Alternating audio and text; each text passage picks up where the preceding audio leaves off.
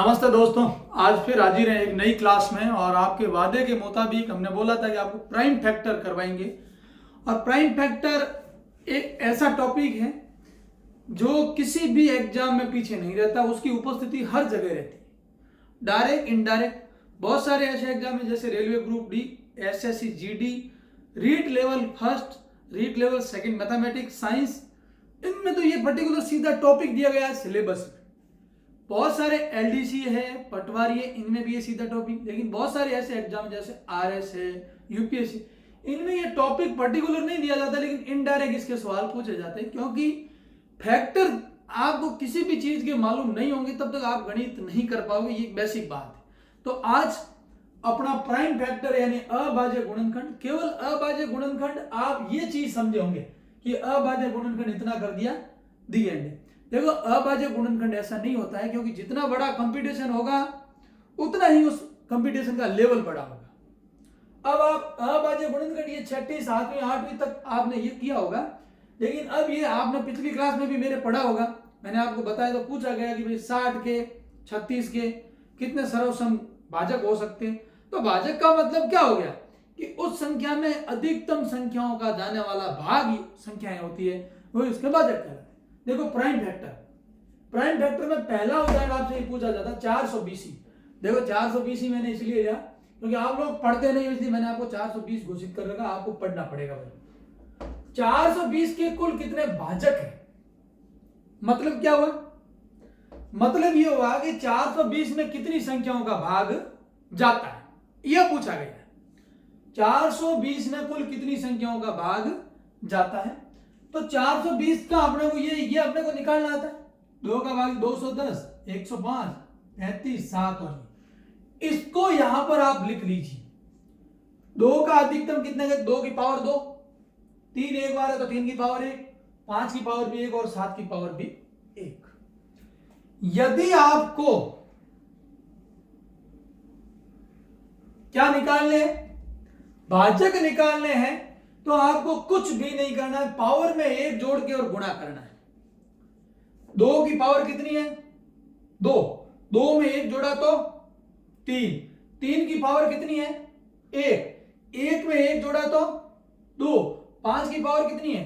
1, 1 में 1 जोड़ा तो 2 और 7 की पावर कितनी है?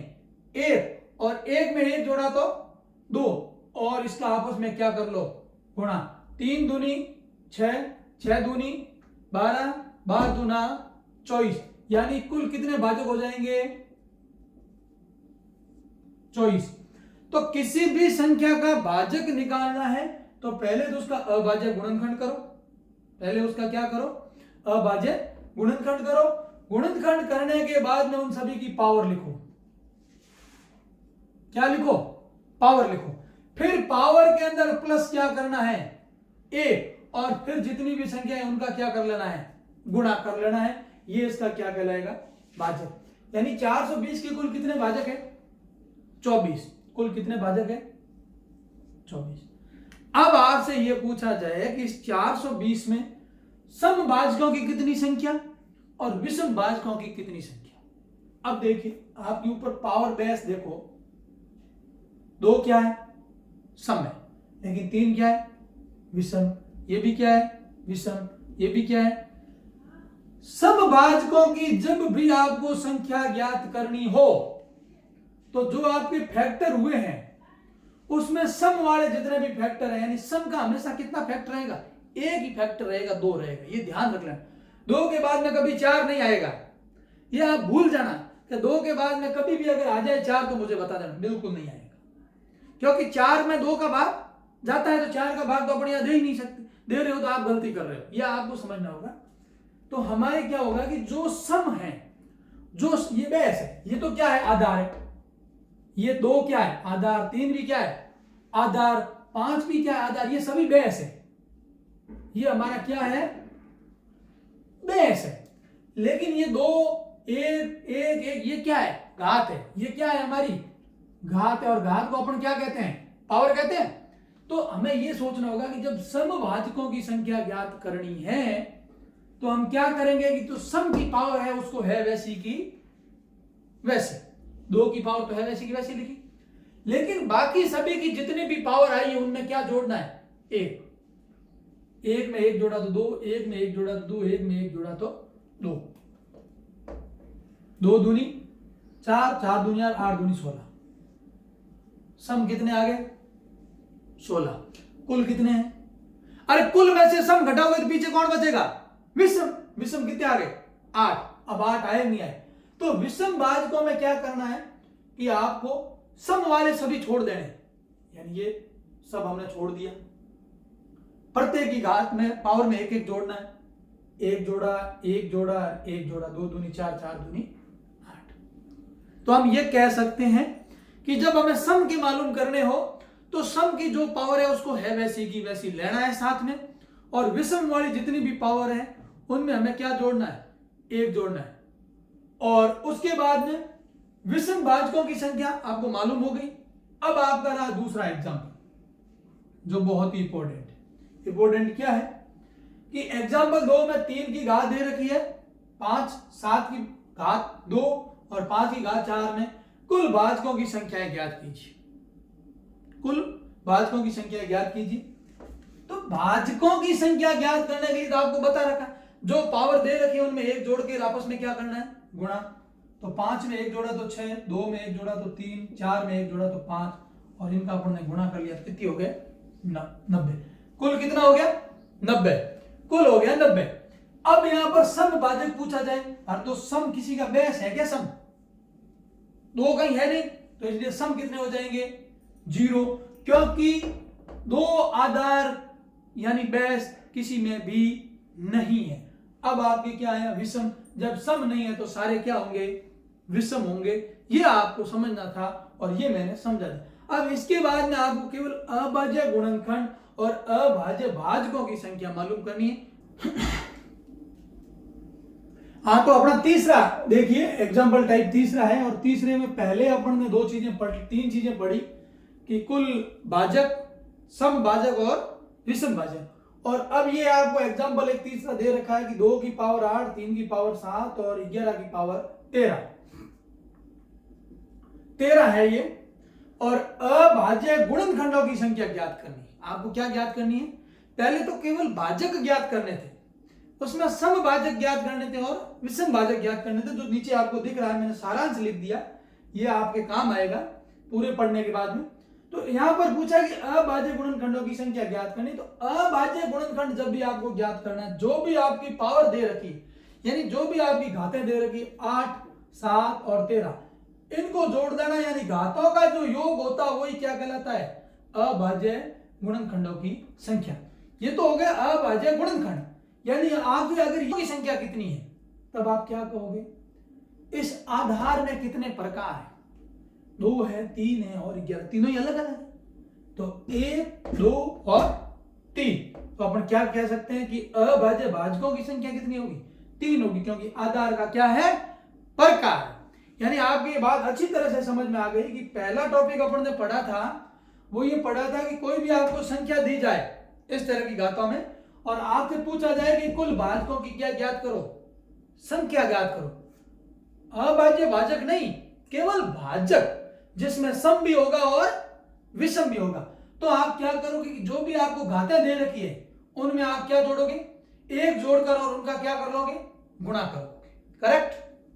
फिर आपसे पूछा जाए कि विषम भाजक, तो विषम भाजक में जो 2 है आधार, 2 की घात को छोड़ देना है, बाकी जितने भी फैक्टर है उनकी घात में 1 जोड़ना है और उनका क्या कर देना है? गुणा कर देना है। अब आया सम। तो सम में जो 2 की घात है उसको है वैसे का वैसा, उसमें कोई जोड़ना नहीं है।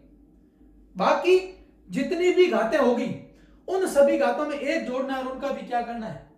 गुणा करना है। उसके बाद में आपका ये अभाज्य आ गया। तो अभाज्य गुणनखंड जहां भी पूछेगा तो सभी घातों का क्या करना है? योग। और जब अभाज्य भाजक ही पूछा जाए, अभाज्य भाजक पूछा जाए तो आपको मालूम पड़ गया ना, अभाज्य भाजक तो बेस आपका जो भी रहेगा आधार में जितने भी योग हैं उसका योग कर, आधार में कितनी संख्या दे रखी उनका क्या कर देना है? योग कर देना। ये था प्राइम फैक्टर के बारे में बेसिक। और अब इन प्राइम फैक्टर से विभिन्न परीक्षाओं में आए गए सवालों के बारे में अपन विस्तृत चर्चा आगे वीडियो में करते हैं, जुड़े रहिए। हाँ तो आइए, अपना पहला सवाल दे रखा है कि 8 की घात 10, 9 की पावर 7 और 7 की पावर 8 के गुणनफल में कुल अभाज्य गुणनखंड ज्ञात कीजिए। यानी आपने अभाज्य गुणनखंड पढ़ा था, आपने इन सब की पावर जोड़नी थी, आपको इन सब की क्या जोड़नी थी, पावर जोड़नी थी। लेकिन यहां आपको ये चीज थोड़ी दिख रही थी, 2 के भी गुणनखंड हो सकते हैं, 8 9 के भी हो सकते हैं, लेकिन 7 का कोई गुणनखंड। अगर आप सीधे 10 और 7 17 और 8 25 जोड़ दो तो 25 आपके ऑप्शन में कहीं पे भी नहीं है। तो इस सवाल को जितना आसान दिखाया जा रहा है, जितना आसान मैंने आपको समझाया, उतने आसान ये सवाल है नहीं। अब देखिए इनको सॉल्व करते हैं तो कैसे होगा। अपन इसको ये लिख सकते हैं 2 की घात 3 10 लिख सकते हैं, क्योंकि 2 दूनी 4 और 4 दूनी 8 गुना 9 की पावर 2 और ये 7, तो 3 का 2 पावर हो गई तो 9 हो गए, और ये जैसी है वैसी की वैसी। इसकी अगली पावर अपन ये लिख सकते हैं 3 गुणा 10 होगा। पावरों का आपस में सदैव क्या होता है, गुणा होता है। 14 7 की पावर 8, क्योंकि 7 का कोई गुणनखंड नहीं होता। अब अपन पावर जोड़ सकते हैं। ये जो भी आएगा वो आपका उत्तर होगा। कितना होगा, 44 और 8 कितने होते हैं, 52। 52 आपका उत्तर है। ये आरआरबी एनटीपीसी 2016 और 2018 में पूछा गया सवाल है, और आपको ये सवाल रीट लेवल फर्स्ट में भी इस बार मिलेगा, तो इसके लिए कोई अतिशयोक्ति नहीं होगी, मिल सकता है। क्या दिया था, 8 की पावर 10, 9 की पावर 7, 7 की पावर 8 के गुणनफल में कुल कितने अभाज्य गुणनखंड है। आपको अभाज्य गुणनखंड हुआ तब आपको मालूम चल गया कि इनकी पावरों का क्या करना है, योग करना है, यानी घातों का योग करना है। लेकिन यहां पर आपको मालूम चला कि 2 की और भी पावर हो सकती है, 8 9 की भी पावर हो सकती है। तो आप इसको छोटे रूप में लिखा कि हम 8 को लिख सकते हैं 2 की घात 3 घात 10, 3 की घात 2 घात 7 और 7 की घात तो 8 है। अब हमें मालूम है 2 हमारा बेस है, 3 हमारा बेस है, 2 हमारा बेस और 3 हमारा बेस है। तो घातों का आपस में सदैव क्या होता है, गुणा। ये तो इसने आपसे पूछा अभाज्य गुणनखंड। यदि वो आपसे पूछ लेता अभाज्य भाजक, वो आपसे क्या पूछता, अभाज्य भाजक। तो अभाज्य भाजक में ये तोड़ने की जरूरत नहीं है, क्योंकि बेस तीनों ही डिफरेंट है, बेस तीनों ही क्या है, डिफरेंट है। तो आप ये कह सकते हो 1 बेस 2 बेस और 3 बेस, या 1 बेस 2 बेस और 3 बेस। तो अभाज्य भाजक कितने होते हैं इसके, 3। और अभाज्य गुणनखंड कितने होंगे, तो 52। क्योंकि अभाज्य गुणनखंड में घातों का योग होता है, लेकिन अभाज्य भाजक में आधार का योग होता है। तो आधार तीनों अलग अलग आधार हो। अब यह सवाल है, इसको आप करते हैं तो कितनी आसानी से सवाल को सॉल्व कर सकते हो आप, बहुत ही आसानी से। यह सवाल बहुत बार रिपीट हो चुका है, रेलवे और एसएससी वालों, इस सवाल के ऊपर विशेष ध्यान रख लेना।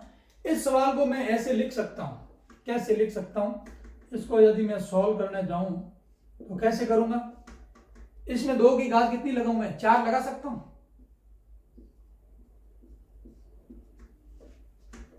2 दूनी 4, 4 दूनी 8 और 8 दूनी 16, 3 तिया 9 और 9 तिया 27, यानी 3 की घात 3 और ऊपर 6 लिख सकता हूं। 5 की कोई घात नहीं होती है, तो 5 की घात 9।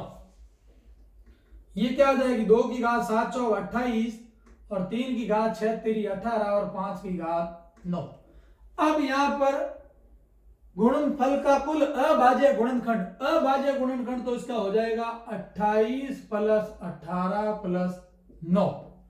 28 और 18 36, 46, 46 और 9 55 है ऑप्शन में। सी ऑप्शन आपका करेक्ट हो गया। ये तो था अभाज्य गुणनखंड, अभाज्य गुणनखंड। यानी अगर यहां पर अभाज्य भाजक पूछा जाता तो क्या करते, बेस का क्या करते, योग 1 2 और 3।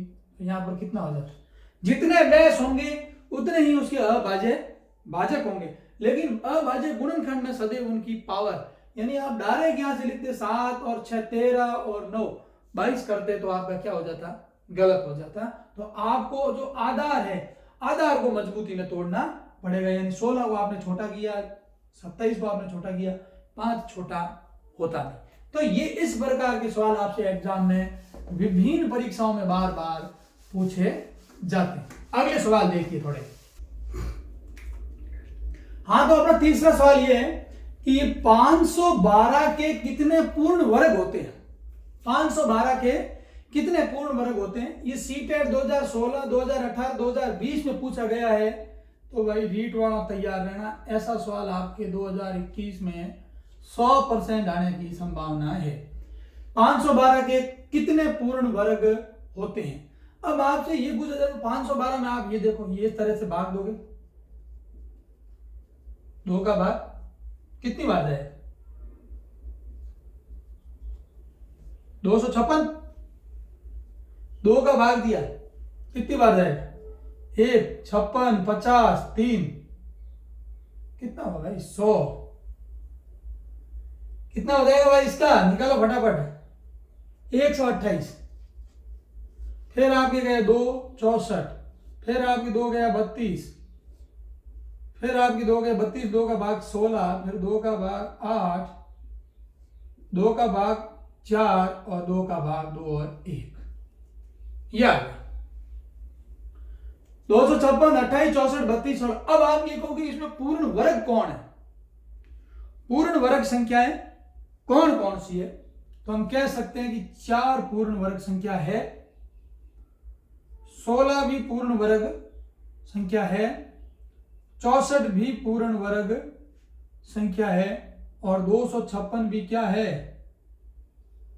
256 भी क्या है? 256 भी क्या है? पूर्ण वर्ग संख्या है। आपको यह मालूम होना चाहिए कि पूर्ण वर्ग संख्याएं कौन कौन सी है। और नीचे लास्ट में बचा 1, तो 1 भी क्या होती है? पूर्ण वर्ग संख्या। यानी 512 के कितने पूर्ण वर्ग होते हैं? तो 512 में साथ 1, 2, 3, 4 और 5 होंगे। कौन कौन से होंगे? 1, 4, उसके बाद में 16, 64 और 256। ऑप्शन कौन सा सही हो जाएगा आपका? ए सही हो जाएगा, पूर्ण वर्ग। सेम टू सेम जब 256 में पूछा जाए तो 256 में आपके पूर्ण वर्ग कौन कौन से होंगे? तो आपको यह मालूम होना चाहिए 556 में 512 किसका वर्ग होता है? ये देखो पहले, आप किसी का वर्ग होता है? 512 किसी का भी वर्ग नहीं होता है।